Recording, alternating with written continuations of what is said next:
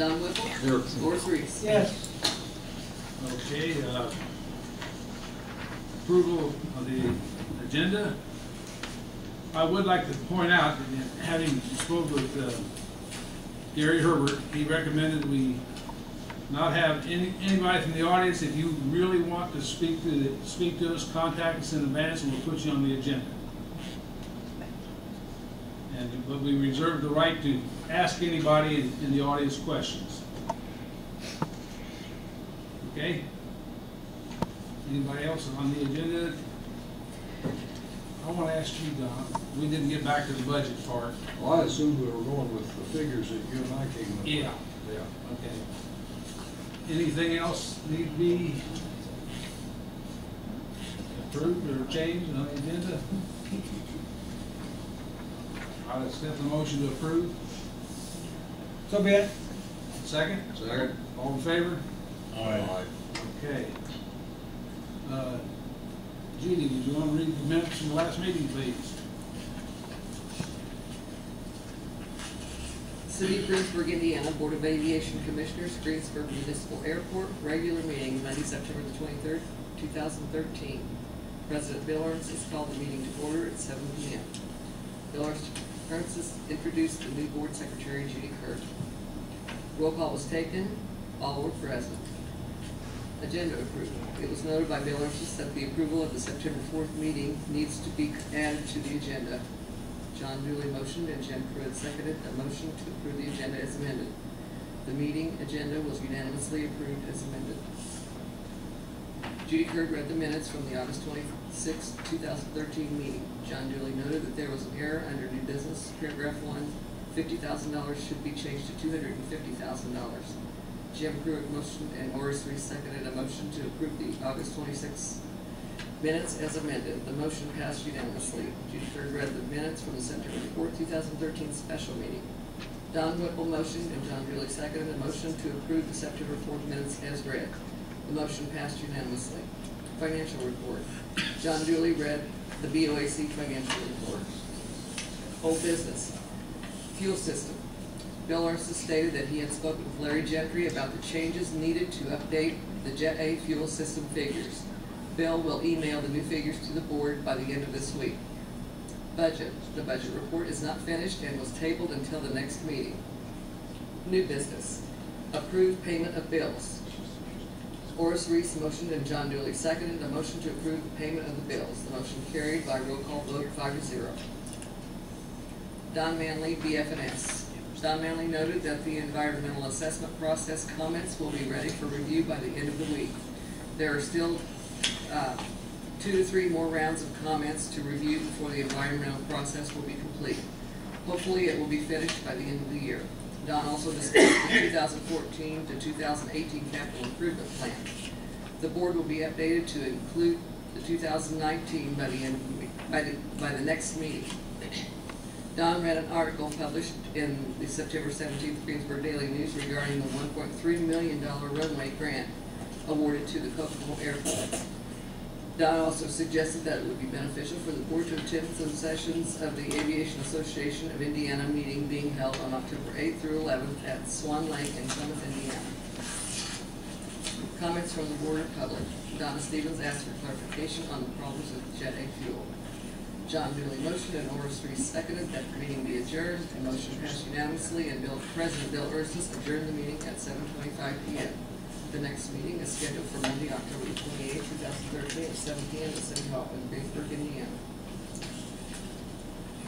Any changes or corrections?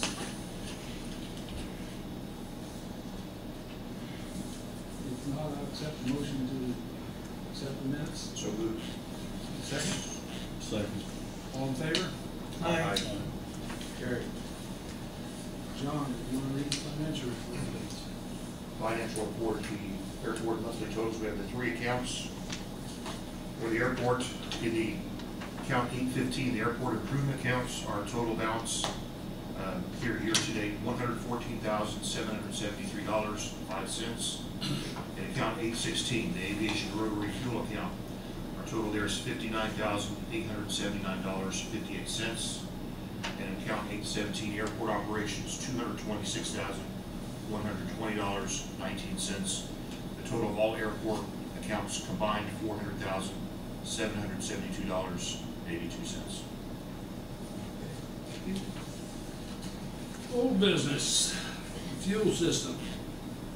I've forwarded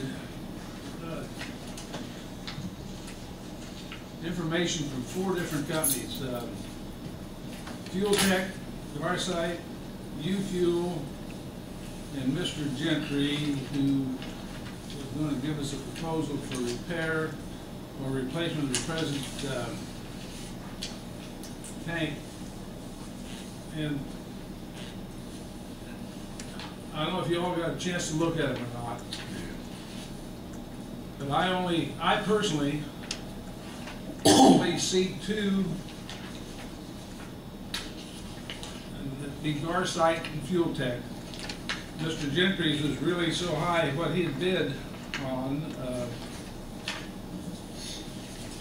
they had to change it. They failed to get the proper tank, which is a 2085, which is a double line concrete tank. So he had to go back and redo.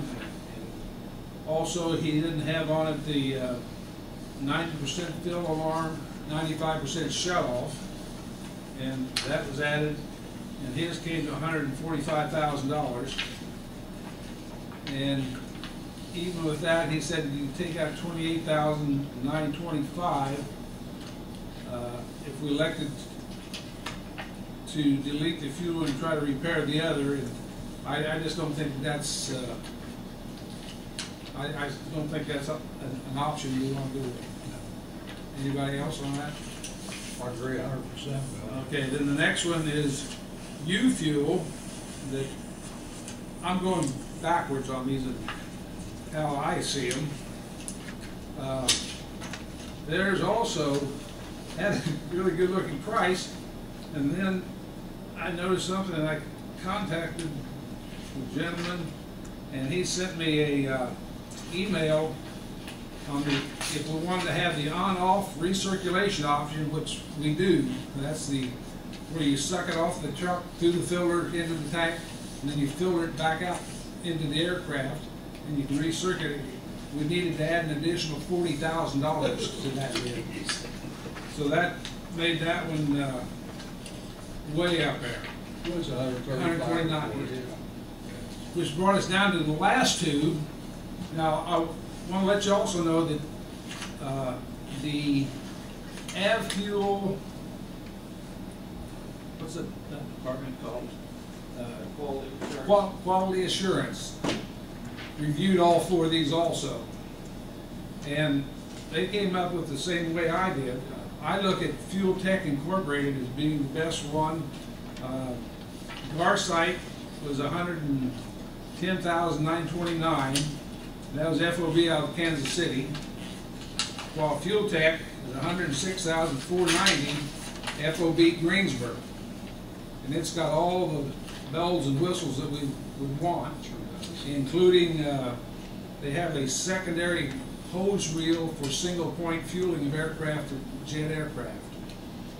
Now, granted, there's 2 other options on the next page for them that I saw that I think that we would want to consider adding right away. And one of them would be the 20-gallon sump fuel recovery system, so the fuel that we do take out can be put back in the tank.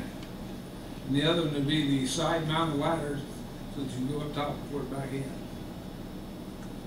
How much fuel would you take out when you checked it?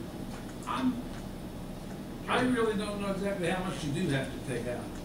Just be enough to see if there was any water, wouldn't it? Yeah, I don't know what that amount would be. Wouldn't be very much. No. But regardless, unless we have a way to reclaim that, Yeah, but it's gonna get thrown away. you spend $2,700 to save $5. How often you have to check it? Once a week? Somebody said daily. That'll be, You know, that's, I know it should, that to be determined later, different here. I know at Shelbyville, they check every day. Every day? That doesn't mean we have to check it every day. Well, I It's gonna be understand. somewhere between every day and every week, Okay. but, yeah, I don't know the amount you have to sump out. You know, It might depend, if you sump out, get some water, you're gonna have to keep sumping till you Right, You know what the required amount that you're required to sump out each time, Don? Usually it's about 5 units. That's substantial.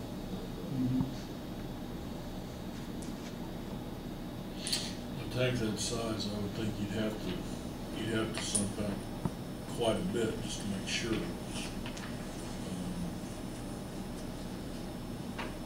Well, that's a question I had, and my comment to my own question is, we need to do this the correct way. Exactly right.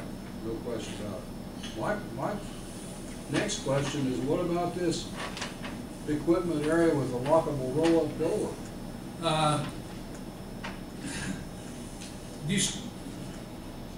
I sent you pictures of everything, I think. Yeah, some of it I couldn't download, Bill. Okay. Well, I got a picture of it, and I don't think we want it, to be honest with you. Okay. Because what it does, it has an actual roll door down that locks with a padlock. Okay. Then every pilot that would come in would have to have a key Have to for have it. a key, that won't fly. Right. That won't work. And that's what that is. Okay. Well, this is all the self-service and all. Correct. I mean, it's all self-service capable and. Now, in speaking with Mr. Manley, there's one thing I will have to check with Homeland Security to be absolutely certain. What was that about the distance between the tank and the fueling system? 25 foot? Well, this is self-contained, so you can't have 25-foot separation between the tank and the fueler. The difference is what code the state uses. Okay. They don't always use the most recent code, so just confirm with them if they're using the most recent international file code, then that most recent one has 0 visitors. The older ones, 2006, which is I believe the one that they have online, you can check online, it shows a dimension of 25 feet from the dispenser to the tank. The news codes are So it's just 0 confirming separation. before you get a system that doesn't have any distance at all. And then, one of the things that will be required through Homeland Security, that we go through with them, once we decide, we get the drawings from Fuel Tech or Garside, whoever it is, we have to file those with Homeland Security along with the drawing of where the unit was set at the airport. And there's a, I'll put it, I downloaded it. I've got it on the computer at home. It's like $160 to file. And if you want to, for some reason, expedite it, it's an additional $5,000. Well, let's expedite it by all. I mean, I was kind of floored when I saw it. That's ridiculous. It's our government at work, isn't it? But anyway, we would need to, tonight, make a decision on which tank we want to go with.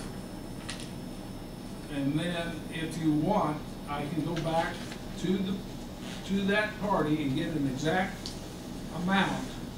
And we can have a special meeting to approve the amount that we want to pay, to be sure that it's exactly what it's going to be and not something different. Well, Bill, has someone sit down and compare these so that we're comparing apples with apples, and so that we're getting all the options that we want on both of them? I'd hate to see us go with one or the other, and then we say, oh gee, he forgot this. But we had AvFuel, our fuel supplier, take all 4 of them, go through them. And their recommendation was Fuel Tech Incorporated, which happens to be the lowest. And because I want to be absolutely certain we met their specifications, that we didn't come up short on anything. Let me ask you, let's say if we go, this is presumptuous, but if we go with Fuel Tech or any other bid, what other costs are there that won't be reflected, that will have, that aren't reflected in the We bid? will have to pour a concrete footing for it to mount on, will be required to have a crane available to offload it from the truck. Then I believe that Bernie Green, being an electrician, would be able to wire it. Do you think that? Certified electrician. He's a certified electrician. And then the other thing would be hook up the credit card unit, and that has been done locally before. So I don't The foresee same anything reason else. why, at the time we order this thing, if we've got blueprints, which we should have, Yes. that we can't have that concrete poured. We, So when we unload that dude off the semi, it goes on the pad. correct. That's Yeah, what it that's- would be. It's gonna move it twice. Right. Right. What we would have, we'd have them send all the technical information that's necessary for the footing, and everything would be necessary for Homeland Security to review. I have a question about the electrical. I see it says 230 volts, three-phase. Right now, we're using capacitors to run a three-phase motor, is that correct, Jerry? Wouldn't rotophase be a lot better? Well, it'd be true three-phase. Yeah, well, I think we ought to look at something like that. Okay. To put three-phase power to that thing is going to be expensive. I can tell you that right up front. I don't know how much, but it's going to be expensive, because we'll have to pay for it. But rotophase is not terribly expensive, and if we move it sometime, we can move that too. I'm not sure you can get a compliant single-phase. I'm sorry, Don, I can't hear you.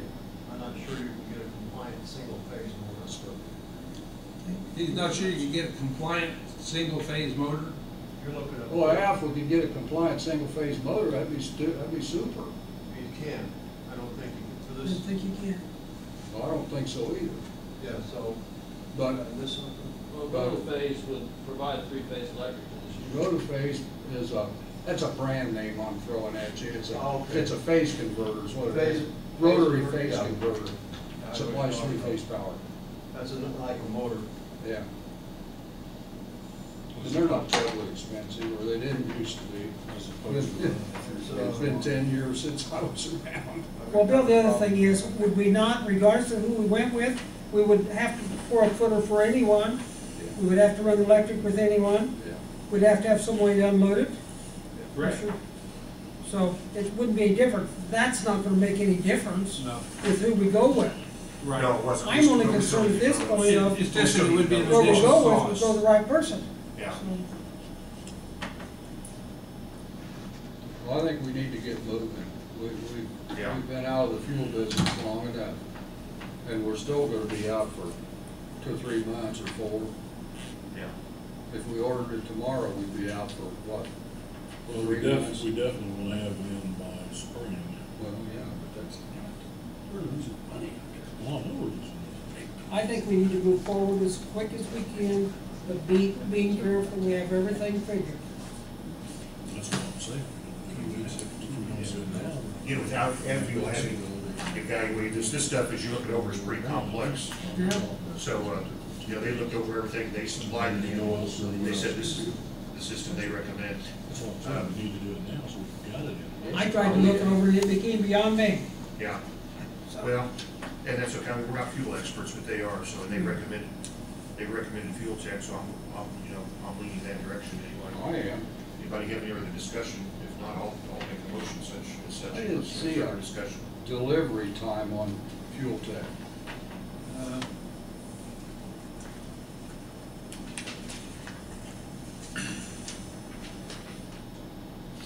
Was it in the email that was in front of us? It might be. I've got so many emails. I'll make a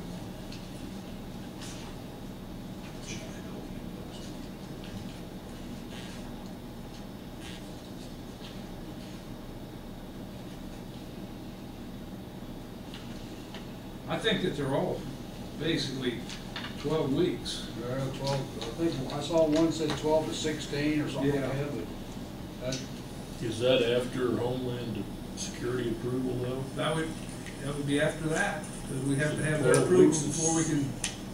3 months, so we need to. Jeez, must we spend $5,000 next time? Yeah, well, there you go. You've already put You it volunteering? away too. John, did you make a motion?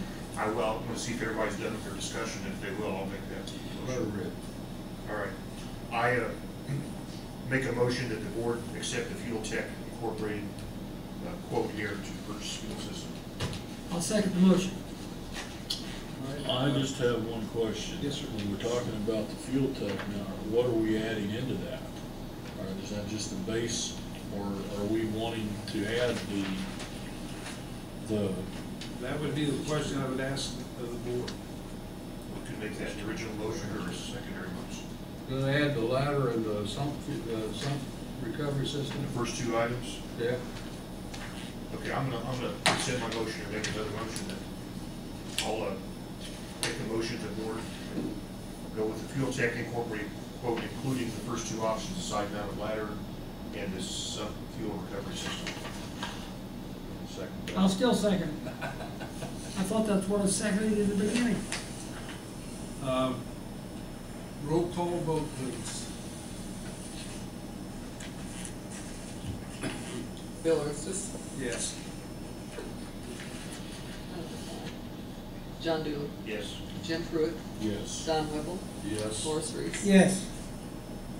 And what I'll also do with this, I'll check with Bridget, make sure on the financial aspect of it, along with these people. And we may have to have another quick meeting afterwards to approve the exact way the finances will be paid. I forget, it said 20%, 25% down. And then also I did find, and I had it right here in front of me, the Homeland Security.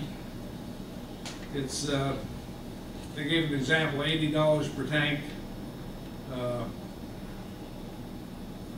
$75 just for a filing fee. So that's $155. And if you want to expedite it, it's another $5,000. And their length of time,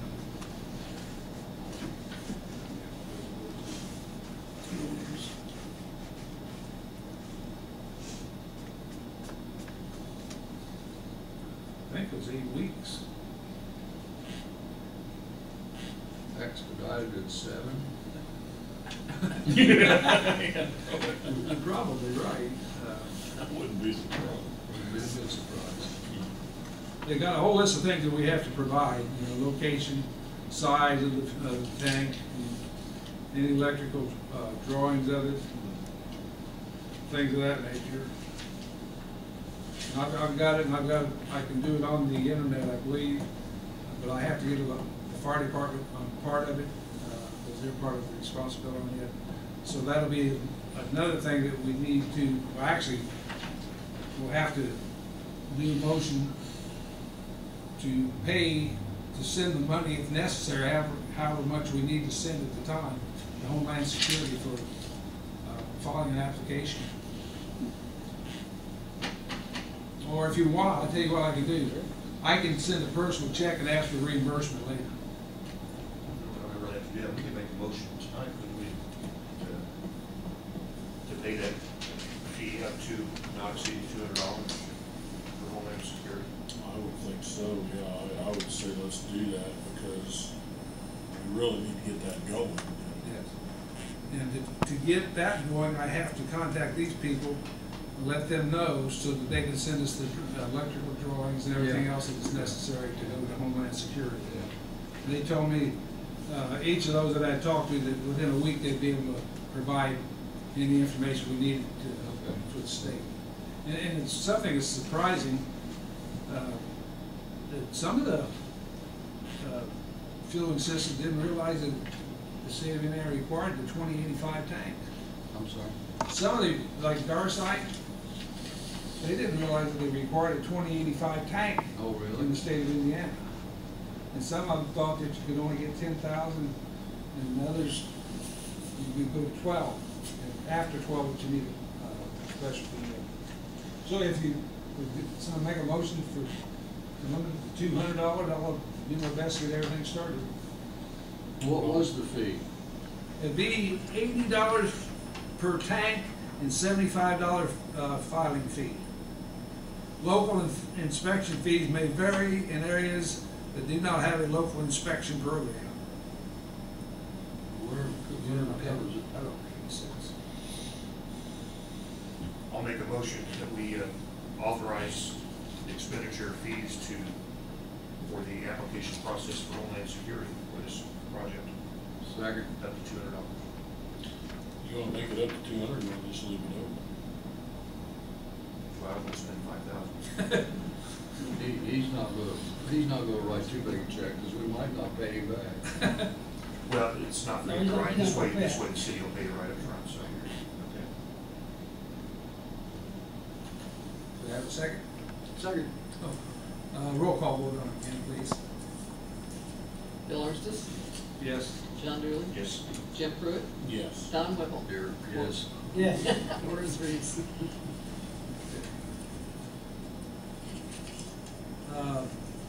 Next on the agenda is the hangar for Horan's. I talked to Mr. Trivet this morning, and it's still with Mr. Wickens, and it'll be up to them to contact Mr. Trivet when the time comes to settle on the contract through their estate. And meanwhile, we are trying to find someone to rent it. If we can, we'll work with them and use that towards whatever amount would offset what they owe us. If the airport would be willing, I'd rent it for half price for. Like Mr. Trivet, Mr. Trivet should tell Mr. Wickens that both sides are not making anything off of it this way. That's correct. We're losing money both sides. That's Yeah, correct. definitely. It's ridiculous. I would think both would want to do everything they could to mitigate the damages. Right. And mitigating was letting us get someone in there, because it's not helping anyone sitting there empty, plus we're Last store hay in it. Robin Webster was supposed to come and look at it, and he's never, to my knowledge, looked at it. So we're gonna see who we can find. But they're probably Okay. limited on what they The budget, Don and I took care of that. Under new business, Well, wait a minute, okay, you took care of it, but what, I did What? turn it in. oh, is that something the board needs to Well, review and approve? I mean, I know you got your recommendation, but, I'll bring it to the next meeting. okay. So it's not ready for you. Yeah. Bill, on that, on the hangar, I mean, what is the status on that right now? Is there just, Sitting there empty? well, but I mean, have they, surely they haven't said we couldn't lease it? We can find a, No, they haven't. The only thing that I know is at one time, they wanted to use it for storage. And we said no to that, it had to have a plane in it. Airplane. That's what the contract says. Uh, Yeah. I don't know how things work in the States, especially something like that. well, but, I mean, it's gonna be to their benefit to, you know, if we have someone Right. to lease it. Of course, right now, we don't really have anybody ready to lease. And eventually, well, just for the public's knowledge, it's a hangar that's an oversized hangar, made for, a larger airplane, special specifications. Had some extra specifications for, insulation and what have you. So it's a little tougher to rent than our normal hangars, but there will eventually be someone. Have we, I mean, are we looking at continuing with the price, the same price? Are we? That's a good question. I really don't know. When they finish up, Well, the reason I'm asking this is because if we find someone that, I don't even remember now what we charging, 500? 500. If we found someone to rent it for 400, that's actually the benefit of the estate, if they're willing to if rent it for that. we were to find that, we would have Mr. Trivet contact Mr. Wickens and see what we could do. My personal opinion, I mean, certainly a bargain, $500, it's brand new Yes, it is. hangar, it's the nicest hangar. I know we had somebody that was looking, They were looking. We've had a couple, actually. but Yeah. didn't, yeah. But I just had questions.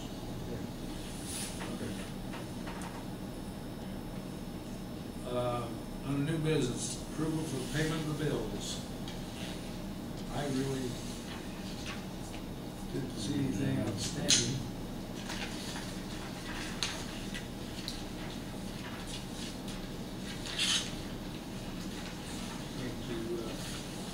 $572.59.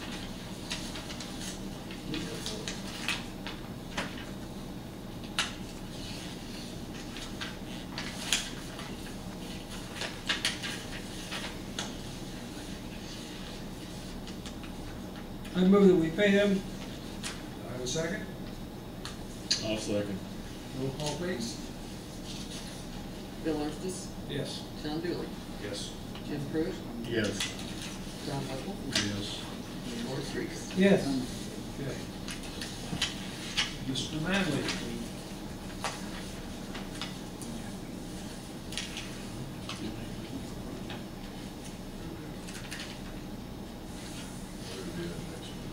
Thank you, Mr. President, members of the board. First thing on the agenda is talk about the CIPs we have in the past months. I have more complete copies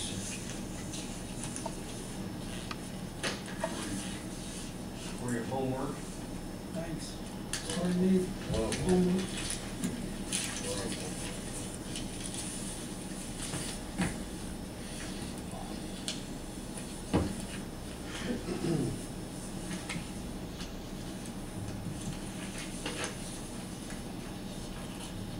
This is a complete set of documents that, once approved by the board, will be submitted in your behalf to the state of Indiana, Office of Aviation.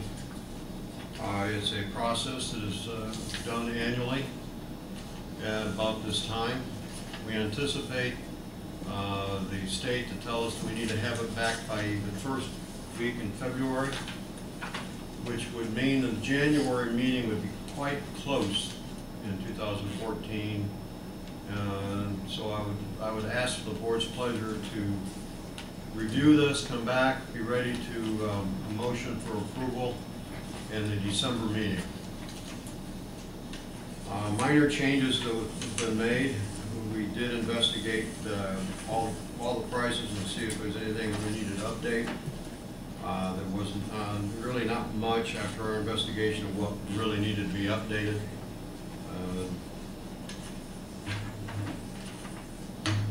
We did modify, it was 2017, 18, and 19. The drawing, bring that up to date. It's in the back of the report to show a little bit more concisely the fire service water utility. It actually shows on the drawing now. At the last one, it was not shown. Other than that, I think everything is consistent with what was last year, except for changing the years.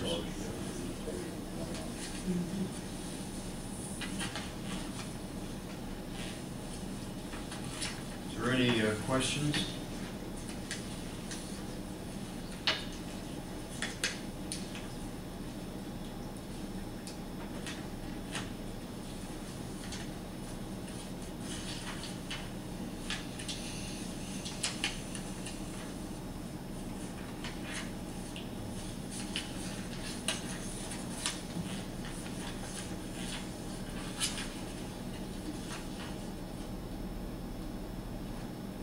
How do we stand with the environmental, as far as our funding annually? Do we need to use it differently if it's delayed again? If you're talking about the non-primary entitlement money, yes. It would be nice to have maybe a plan B. Right now, there's not a true plan B. One could be water line extension as a plan B for using non-primary entitlement money. That would be bringing forward at the end of 2019, actually 17, 18, and 19, the environmental design and the construction of the water line extension. I don't know what road is that. What was the name of the road? I forget the name of the Park Road? Yes. Park Road all the way around to Highway 46. Well, actually, I'm not sure how far up here. I think that'd be. Right now, on the drawing, it actually just shows connection, just for simplicity, it's just a straight line. We know it has to do some. We're gonna keep it all inside roads right away, or at least attempt to. Well, that can be Plan B. Another Plan B, which doesn't show up on the CIP at all, which has already received an environmental. Basically, it's already designed, you just need to pull the sheets out and show it differently, which is the taxi lane or taxiway and the apron area that was not completed on a previous overlay project when we did the runway. You said water, if we were doing water line as Plan B, that was required environmental. Yes. Is that a lengthy environmental or a brief one? I haven't anticipated that being lengthy, to be a simplified finding of no significant impact to the level of all the CADX. CADX is a checklist sending in, they clear it. There might be some coordination that would be required. So in other words, we'd have to send it to some of the agencies to get it coordinated. But it takes another 2 or 3 months to get that done. The rest of it's the same. But it shouldn't be a lot of environmental covers that. If we do the apron and taxiway, there's also even complete environmental. Right. That's already been covered.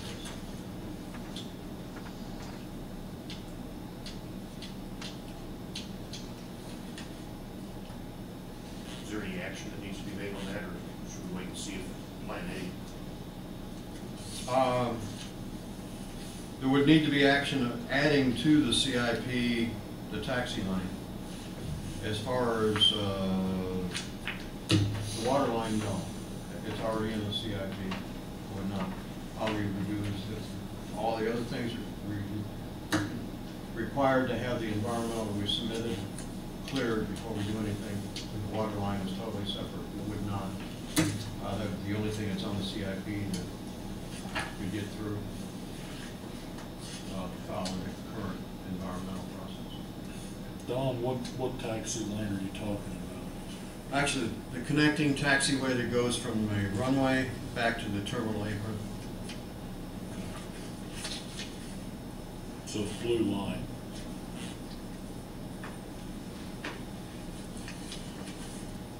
No, it's Here or? actually hidden underneath this area right here.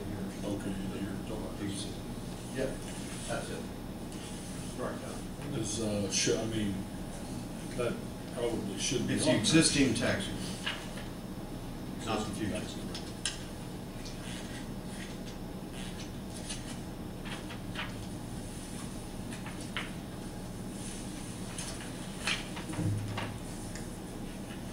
Well, that should be on here, shouldn't it? I mean, we should go ahead and do that. I mean, it'd be kind of silly not to, wouldn't it? I mean, But to do the taxiway, yeah.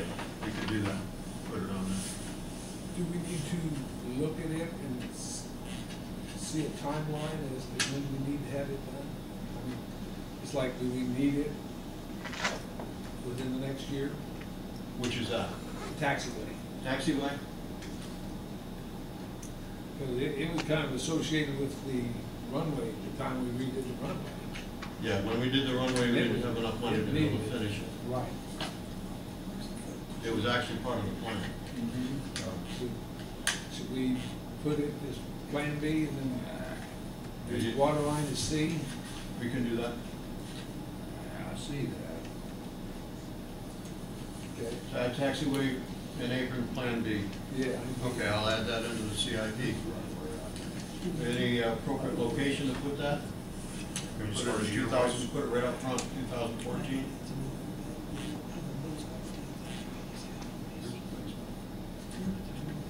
Yeah, I mean, if it would be for the 2014.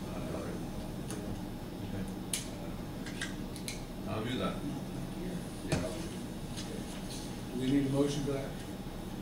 No, the motion, I'll incorporate it as we're discussing, and in the December meeting, I'll have a final product before the full board for approval, and then the actual formal motions needed. You want to vote it, which said originally November, so you gotta put it in December.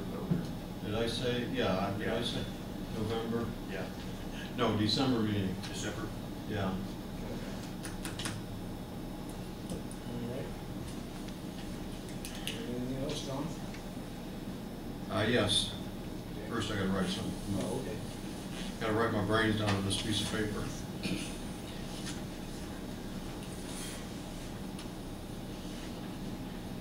Other item is that I have a quarterly report to be submitted.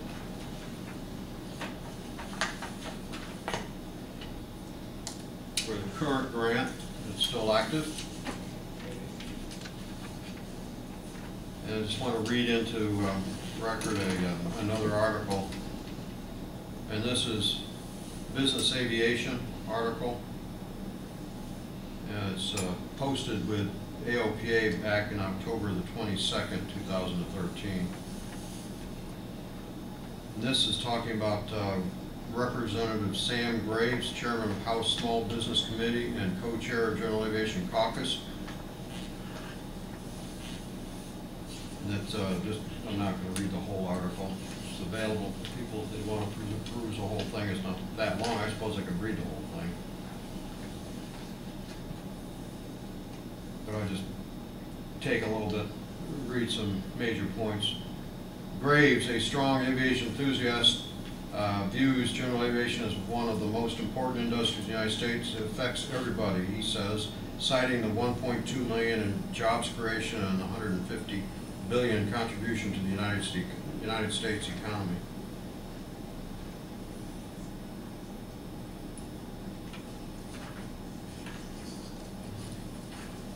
And it's go on to read. It says, but he also is aware of the threats facing industry, which is why he believes the growth of the GA caucus is particularly important. The GA caucus has grown to more than half of the House membership with 229 members. It makes it one of the largest on Capitol Hill, and Graves says makes it a very, very powerful caucus. The caucus has taken a number of issues that seem to reoccur, such as user fees and depreciation. It also has had to fend off those that pop up, such as shutdown.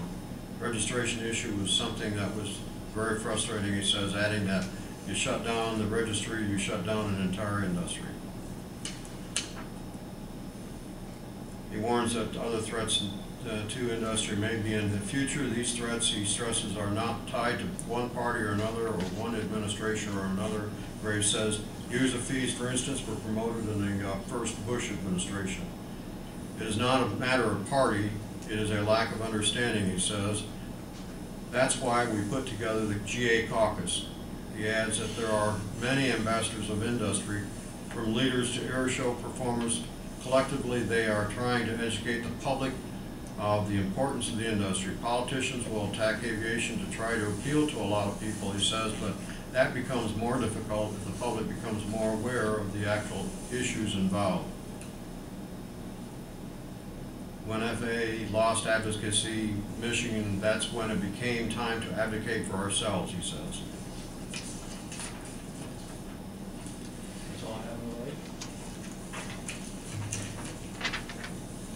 Comments from the board? Since this is the first time I notified you all about the public, if you have anything you'd like to say this evening, go ahead and say it. And then after that, ask to be put on the agenda. Anybody have anything? Just once again to clarify something, when you're talking about that Jet A fuel water, is it water that's actually in the fuel itself? It's all Jet A fuel, all diesel fuel has water. But so there's actually physically water in some of the fuel? In all of the fuel, in all jet fuel everywhere, and all diesel fuel everywhere, there's water. It's a component of the Ma'am, fuel. maybe I could explain it, Yeah. explain it to you a little better. Have you ever noticed water running out of the tailpipe of automobiles? Yeah, it's the condensation. There's water in that gas lane too. Right. We have the same problems. It's, when you buy your gasoline at the station, it's coming out of the tank. Okay, because, and the only reason I'm asking this is because I was talking to one of your, well, let's just say, someone who has a plane there at the airport, and he was telling me that it was water around your tanks, and there's no water in the fuel.